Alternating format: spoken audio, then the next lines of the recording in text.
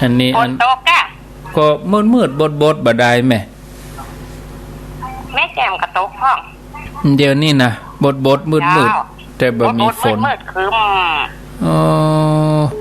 ยินดีนักเนอะเจ้าไหว้จ่าเจ้าสาธุนะแม่แจ่มก็ดังดีขอบคุณแม่แจ่มเนอะเจริญปอนไหว้สาเจ้าอ้าวอันนี้จากดังใดอยากใส่มันห้วยยาบห้วยไส้ห้วยหยาบบ้านทินะเจ้าห้วยไส้แบ่ห้วยไส้ห้วยหยาบฟังชัดดีกะชัดเจ้าชัดแจ๋วดีมาไหนนะมันดับเนาะเจ้ามันดับโอ้แม่เป่งนี่ปัดห่วงเลยนะแม่เป่งทานตะมดเนาะฟังไปทานมดเจ้าพอดีพอรู้ใจหายวาบตบวิทยุโบโอ้นี่ไหนนี่มีไหนนี่อินดูคนเท่าเหมือนกันนะเนาะอินดูเพื่อนเหมือนกันนะยินดีเนาะเอาแล้วขอบคุณห้อยหยาบแล้วก็ขอบคุณทุกสายปิดก่อนโทรศัพท์อาตมาปิดโทรศัพท์แล้วเนอะโทรมาอย่างใดก็ตึมติดละพอปิดไปแล้วก็จะเป็นน้อยใจนะโทรบัตรตันจะเป็นน้อยใจนะเต็งโทรมาแถมใหม่เอาฟังธรรมะต่อไปความสุขเฮานี่มีหลายระดับครูบาอาจารย์เพิ่นก็เคยเอามาอู้ความสุขเกิดจากการมีทรัพย์ความสุขเกิดจากการจ่ายทรัพย์อย่างทำงานแบบมีโทษอย่างมันก็สุขไว้มีกินสุขมีแผ่นดินไว้อยู่อย่างเป็นว่าอันนี้ก็ถือว่าเป็นความสุขแต่เป็นเพียงความสุขเล็กน้อยเพราะอย่างเพราะมีความทุกข์เจือปนอยู่นี่ความสุขที่แท้ต้องเกิดจากการทำใจให้สุขใจหยุดนิ่งเป็นความสุขที่ละเอียดประณีตกว่าความสุขแบบโลกความสุขที่ทำใจให้ละเอียดต้องเป็นความสุขที่บ่มีเครื่องกังวลใจบ่มีอะไรอย่างติดข้องบ่เกี่ยวข้องกับสิ่งภายนอกใจปลอดโปร่งเป็นตัวของตัวเองนี่สุขอย่างเนี่ยยิ่งกว่าสุขแบบมหาเศรษฐีก่อนเนอะนักปราชญ์บัณฑิตในการก่อนนี้ถึงแม้เปิ้นจะสมบูรณ์ด้วยลาภยศสรรเสริญสมบูรณ์ด้วยสุขในกรรมคุณที่มีนักมากมายสักปานใดเปิ้นก็ยอมสละความสุขภายนอกเหล่านั้นพอหันทรัพย์ภายนอกที่มันบ่จีรังอย่างยืนแต่เมินเขาก็จากไปแต่เมินไปเขาก็บ่ใจว่าจะอยู่โลกนี้เมินต่อไปของหมู่นั่นก็เป็นของโลกไปเหี้ยเป็นสมบัติของสาธารณะไปเหี้ยบางครั้งบางทีก็เป็นเครื่องร้อยรัดทำให้เฮาห่วงเฮากังวลไปที่ไหนก็ห่วงกังวลยังเหมือนเรื่องสมัยเก่าก่อนที่จะเล่าให้ฟังมีพญาเจ้าเมืองพระองค์หนึ่งชื่อว่ามัคคะเทวะพญาเจ้าเมืองมัคคะเทวะนี่เปิ่นครองราชอยู่เมืองมิถิลานครปกครองไผ่ฟ้าประชาราษฎร์โดยทศพิธราชธรรมอุปถากอุปถัมภ์บำรุงสมณพราหมณ์ขจัดทุกข์บำรุงสุขให้ทุกคนที่มาเปิ่งบรมโพธิสมภารก็ทำให้บ้านเมืองนั้นฝนฟ้าตกต้องตามฤดูกาลในแว่นแคว้นของพระองค์บ่มีโจรผู้ร้ายคนทั้งหลายอยู่ด้วยกันเหมือนญาติมีเมตตาต่อกันสมัยนั้นนี่บ่ต้องมีทหารบ่ต้องมีตำรวจมาจับโจรมาฆ่าศึกศัตรูยังบ่มีหรอกพญาเจ้าเมืองนี่ครองราชย์ได้10,000 ปีนะพอร่างกายเปิ้นก็ดูบ่แก่คือคนสมัยดั้งเดิมนี่สมัยเก่าก่อนนี่อายุยืนน่ะยิ่งก่อนเจนพุทธเจ้าเฮาซ้ำให้นี่พญาเจ้าเมืองนี่มีวรกายแข็งแรงแต่พระองค์ก็บ่ได้ประมาทในชีวิตได้สั่งให้ช่างกระบกช่างกระบกก็คือช่างตัดผมนี่ถ้าหันผมงอกก็คือบอกเน้อ เหมือนสุดถ้าโสมผมงอกแล้วเนาะเหมือนเดียวกันเวลาผ่านไปเส้นผมงอกเส้นแรกปรากฏขึ้นมาช่างกระบกช่างตัดผมก็ทูลพระราชาพร้อมกับใจแหนบก้อยๆถอนเกศาหรือว่าผมเส้นนั้นออกมาอย่างระมัดระวัง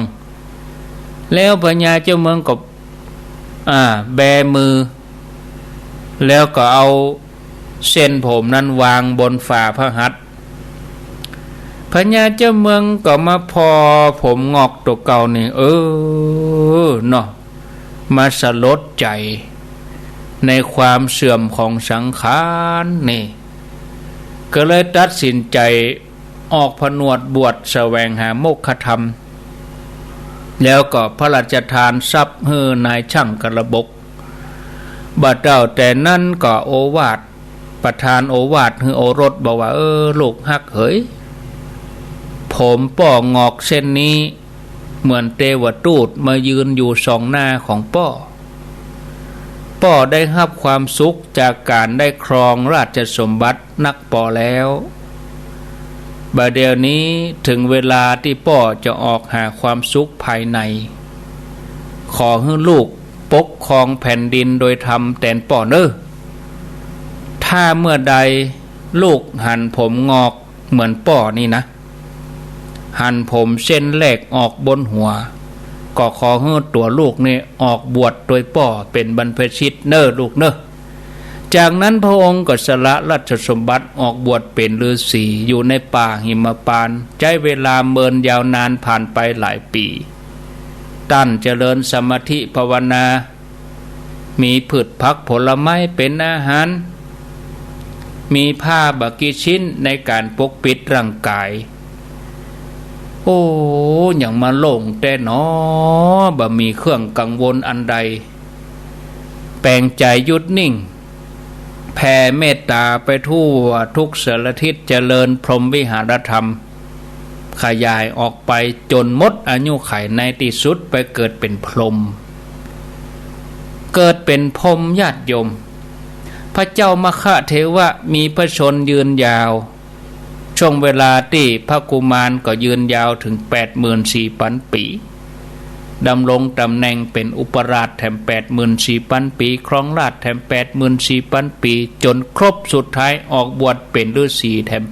84,000 ปีพญาเจ้าเมืององค์ต่อมาก็ปฏิบัติตามแนวเดียวกันเมื่อครองราชย์ได้หันเส้นผมงอกก็ออกบวชเป็นฤาษีเดินตามหอยของพระเจ้ามคเทวะแถมลายพระองค์ก่อนที่พระราชาแต่ละพระองค์จะออกบวชต่างก็ให้โอวาทสำคัญอย่างหนึ่งบอกว่าให้ลูกตั้งใจเนอะครองราชย์โดยธรรมเมื่อลูกหันผมงอกบนหัวก็ให้สละออกบวช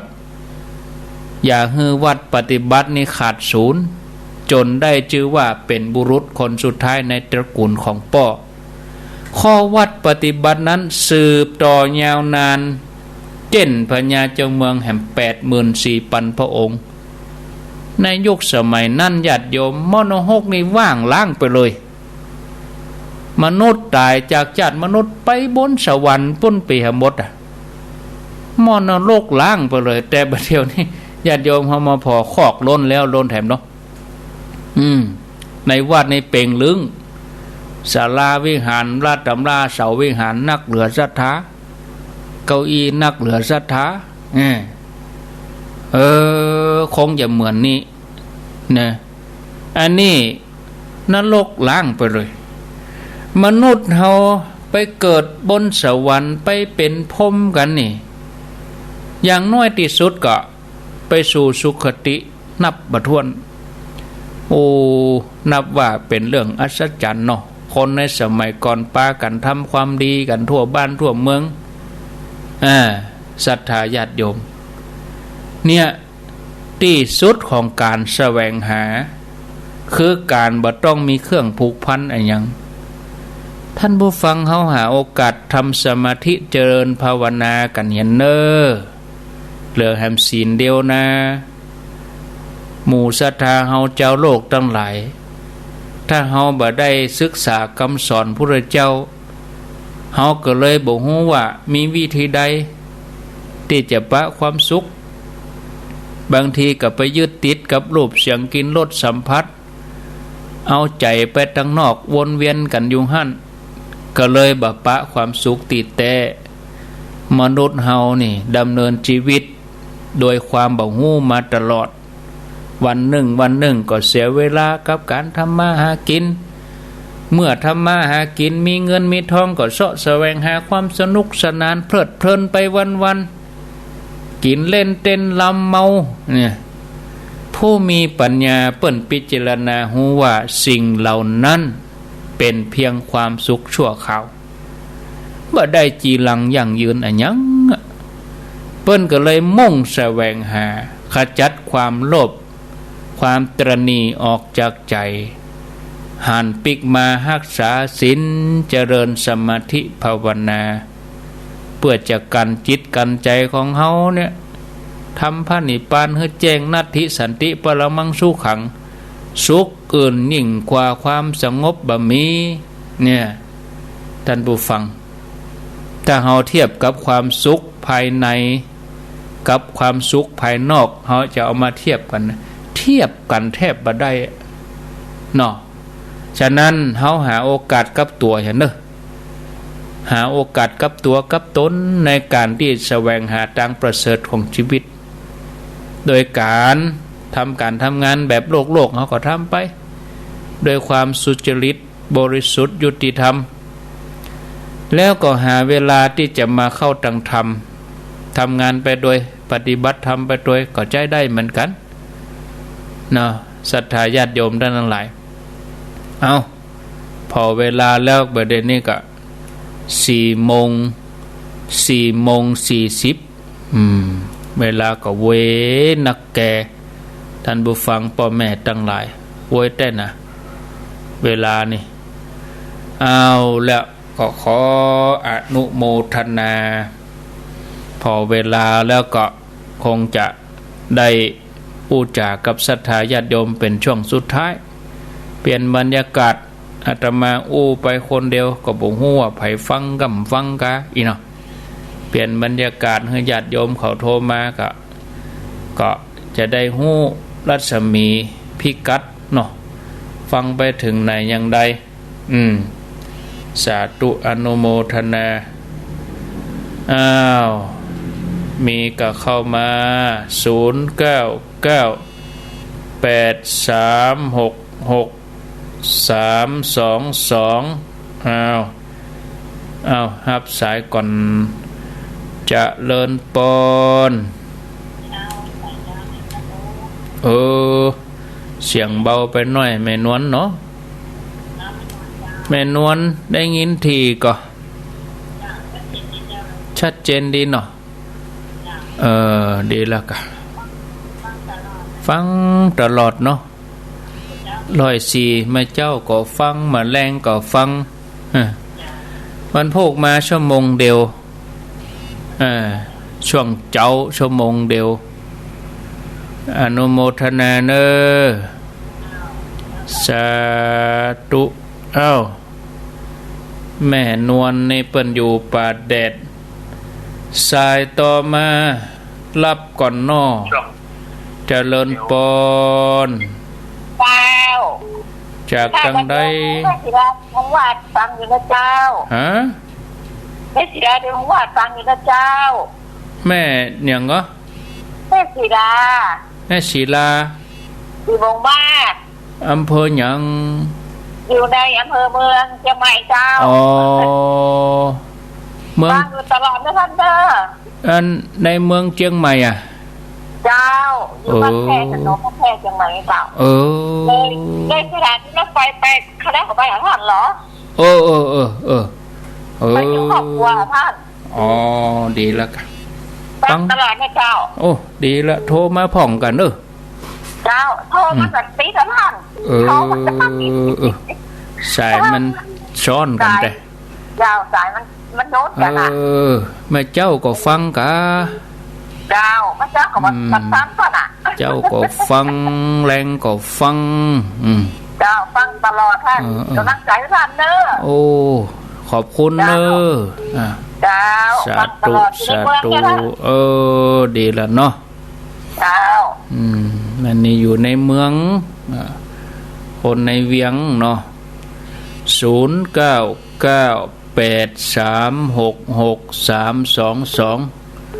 เจริญปนไว้สาทราบท่านพ่อครูจากดังใด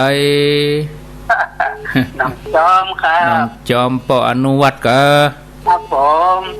ปุ่นเนอ11 พฤศจิกาเนอป่อนเนอ11 พฤศจิกา11 พฤศจิกาเป็นอย่างครับวางศิลาฤกษ์เจดีย์โดยนางแก้วมดเราดูกฐินแล้วก่อนครับเชียงกฐินมดลึงก่อนเนาะม่วนเนอตอนนั้นนะโอ้วันนั้นวันที่26นะโอ้ดูถ่ายทอดโอ้ภูมิใจครับป่อไปมาแล้วรอบแล้วเนาะครับมาผมไม่ได้ไปครับได้ไปเดี๋ยวไม่ได้ไปสักเดียวครับ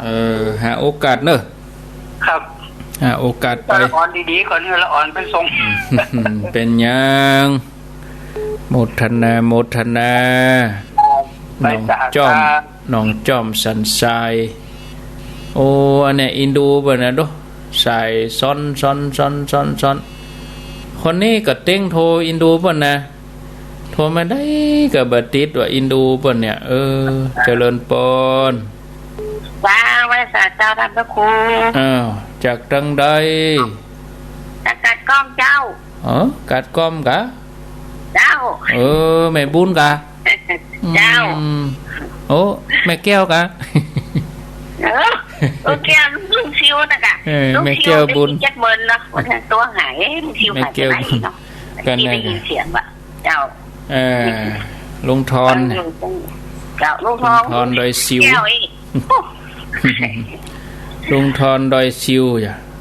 จ้ะลุงทอนโดยซิวโมทนาเนอแม่บุญเนออินดูเบอร์นี้ก็เดี๋ยวขอโทรไปหาเปิ้ลเหตุกรรมะเปิ้ลโทรมาเป็นเช้า30แล้วกันเนี่ยคนไผ่โหเบอร์เนี่ย30ครั้งว่าไม่ได้รับโอ้ปดโทษก็นะกะอินดูเปิ้ลนะสาธุเจริญปอนสายต่อไปเจริญปอนโหนี่ไหนฮะเจริญปอนติดแล้วนี่ติดแล้วก็ไปวางเห็นนี่วางยังหือเอาเจริญปอนนั่นเตอะเนาะเดี๋ยวเอาใหม่เอาได้แน่สายนี่ได้แน่เจริญปอนไม่สาเจ้าท่านพระครูเนี่ยปะโทษเต้งโทรเต้เนาะโอ้โหเจ้าเบอร์นี่โทรขนาดนะเนี่ยเบอร์เนี่ยปะโทษโทรกด10กว่าครั้งพอนี่มันถล่มทลายเนี่ยดอกกดมาขนาดเจ้าก็อาจจะติดได้อยู่ที่ไหนหนองบัวชลประการเจ้าหนองบัวกะเจ้าชลประการเจ้าหนองบัวชัยปราการติดยากขนาดไม่เป็นไรไม่เป็นยังพยายามต่อไปวิริเยนะทุกขมัจเจติเจ้าแต่บัดหอยได้ท่านพระครูนั่นยินดีเนอสาธุเจ้าสายต่อไปเจริญปนนโมตัสสะเจ้าพระครูเจ้าโยมพิษสมัยเจ้าว่าจะได้โยมพิษสมัยฝนตกเจ้าบดเหมือนบ่ได้เนาะมีฝนหรอตกอยู่กันมันแน่นะแต่มันแน่เนอก็วันนั้นถ้าฝนตกมีฝนแล้วหันเนาะตึงเครื่องตึงยังก็บ่ได้ขนล่นกันกินข้าวกินยังค่ะดีมันดีแล้วกันแล้วงานแล้วเนาะน่ะจังหวะดีปะโตยกชาวันที่11 พฤศจิกายนก็ได้ใจ วางศิลาฤกษ์วางศิลาฤกษ์ อ๋อ ได้ยกชัดจ้ะ ชัดเหรอย กชัดปุ่นปีหน้าปุ่นก่อน อ๋อ ปีหน้าก่อนกะ น้าเตียนว่าดอนจันทร์อะว่าดอนจันทร์อะ ดอนจันทร์นี่ปุ่นอะปลายเดือนพฤศจิกาปุ่นอะ อ๋อเดือนเดียวกัน เดือนเดียวกันห่างกันสัก2 ติดนิ่มได้ เจ้า ดอนจันทร์น่ะ อ๋อ ดอนจันทร์นี่ห่างจากดอนนางแก้ว เจ้า อินดีเนอร์ มีคนนักเกี่ยวกันเนาะ นักอยู่คนไปหลายอยู่ เจ้าก็คงฟังอยู่นักเกี่ยวกันเนาะคนฟัง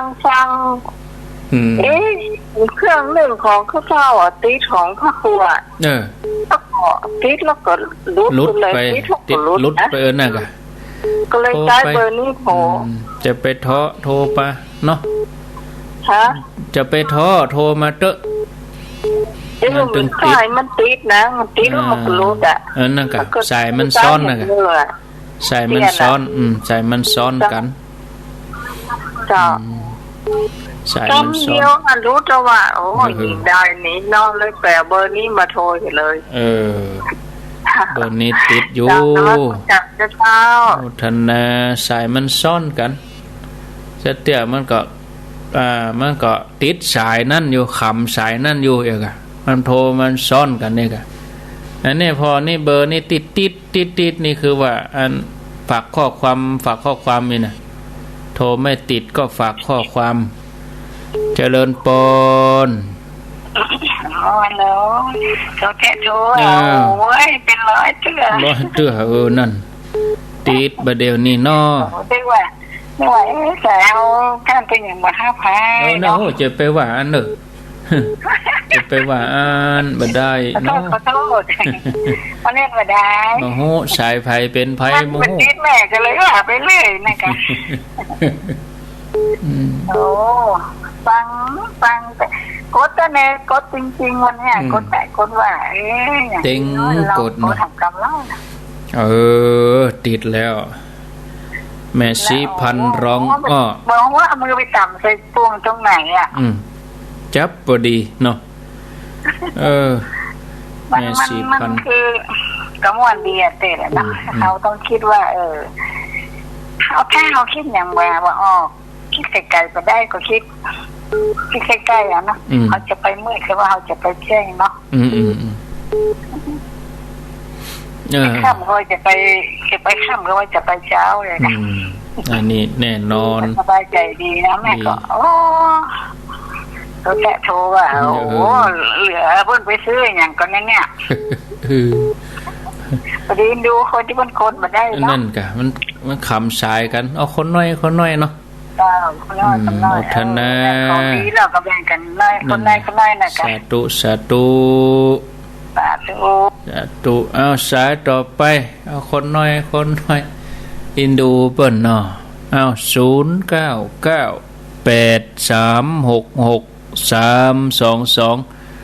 อันนี้มันซุบเวลาตัดว่างก็ว่างแต่นั้นจังหวะแล้วแต่จังหวะของแต่ละคนเนาะจังหวะตัดว่างนี่ติดทันทีเจริญปนไว้สายเจ้าท่านพระครูเจ้าแม่จันติบเกตการามเจ้าฟังพระเจ้าคนสมบูรณ์ดีเจ้าบะมีลุดบะมีดับเนาะบะมีเจ้ามีลุดมีดับดีแล้วกะแม่จันติบยินดีเนอวันผู้ปะกันแถมเจริญปนจากทางใด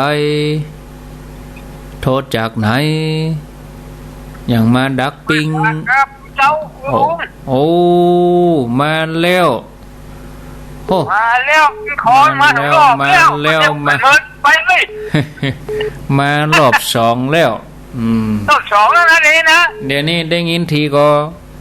โอ้ยินทีเนี่ยด้วยทีเนี่ยเอาหมายไว้นี่นู่หมายไว้เราหมายไว้แล้วนี่นะไปไหนอยู่เนี่ยไปไหนเนี่ยไปไหนแล้วไปดูมันไม่เหมือนบอลน่ะโอ้ก็ง่อมกะเขาคิดเดือนเนี่ยเนาะโอ้เดี๋ยวว่าลงทอนลืมบรรกาย ว่าไปลืมแล้วมันไหลโซ่หาบอกป้านะเฮ้ย โอ้วันนี้ปะแล้ว วันนี้ปะแล้ว โอ้ดีว่ะ โอ้ ฮะ ใจดีโยงเนาะ โอ้จะยุ่งยุ่งจีใจบ้านะนี่เนี่ย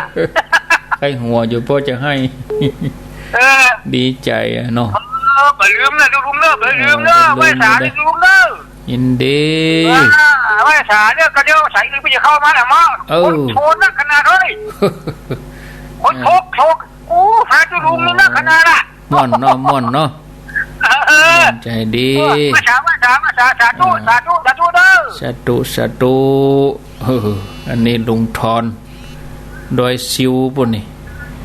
เจริญปอน ภาษาเจ้าโอ้ยลุงพรแต่เนาะหายไปจันเมินไปได้หินแก หายเมินหลายเดือนเพิ่นไหลช่อหาวะโอ้ วันนี้อย่างหูจูกันให้หัวแต่ว่า ยังฮะ หลายเรื่องไปเมืองกะลิกะลาด เมืองบะจิกวอกปุ่น ให้หัวดีเจ้ามาได้โทรจันเมินโมทนาแม่จรูนน้อปั่นเขาปั่นโทรเขาฟังกันดีกว่าเจ้าฟังกันไปกับม่วนเพลิดเพลินจำเริญใจฟังไปเพลินไปมาแจ้ว่าบัตรโทรหนาโทรเหมือนกันติดตามตลอดกำลังใจนะเจ้าป่อไพบูลย์แม่จรูนปกปิงเมืองเจริญปนนมัสการเจ้าดังหลังการแม่สาวเจ้าแม่สาวแม่อายมาแล้วเจ้ากดกี่เตือกดกี่เตือโอ้อะไรอย่างก็เจ้านั่นกดมากี่เตืออีกอ่ะอ๋อกด4-5 เตือก่อนนะครับเจ้ากว่าจะติดนี่นะกว่าจะติดเจ้าวันนี้ก็สายแน่นเหมือนกันแล้วเจ้าแน่นหนาอยู่จานย่อมเหลือตุลุงยองหน่อยย่อมโมทนาอยู่ดีมีสุข16:53 นาทีเวลา4:53เหลือแถม7 นาทีเขาจะได้ลาโอ้น่าใจจะลาจากกันได้ถ้าจะมากองหาวันพูกกับมาเนาะโอ้จะง่อมไปแหมกรรมนี่นะรายการอื่นๆเปิ้นก็ตึงมีอยู่กันที่นี้เนอะญาติโยมติดตามกันตลอดรายการดีๆทั้งนั้นครูบาอาจารย์แต่ละตนแต่ละองค์ทุกรูปทุกองค์เจริญปนไหวสาเจ้าจากตังใดจากบันทีหลงอำเภอบันทีจังหวัดลำพูนเจ้าบันทีหลงกะเจ้าบันทีหลงบันทีหลงไอแม่ฟังเจ้าละกะฟังตั้งแต่4 โมงอ่ะก็3 โมงไปไหน3 โมงเนี่ยไปอันแป้งโคมไฟเตียนบนศาลาหมู่บ้านเจ้าเปิ้นเกมกับเกมออกว่าษาเนาะเจ้าเปิ้นเกมมันโคมไฟกันแล้วเปิ้นสั่งมาแป้งทำโอ้ดีละกะไม่ได้ฟังแล้วมันมาถึงบ้านก็ใช่เปิดเลยจับเลยเนาะเปิดจับเลยค่ะได้ยินทีก็ปล่อยดีก็ปล่อยดีอ่ะปล่อยดีนะชัดเจนดีล่ะชัดเจนแน่มันพวกก็มาปะกันแถมโธ่บ่หกจิตเตอร์มันแบบนี้อ่ะเป็นหยังจะไปใจอ่อนเด้อบ่ใจอ่อนหรอกโธ่ตลอดอ่ะโธ่แฮมกะโธ่แฮมติ๊กๆก็ตึงติดนะโธ่3ติ๊กๆกันเนาะหมดที่กำลังใจอยู่ตัวลุงนะเจ้าโอ้ยินดีเด้อเจ้าไว้ช้าเจ้าสุขอันนี้อยู่ตังบันทิปุ่นมีเข้ามาแถมศรัทธา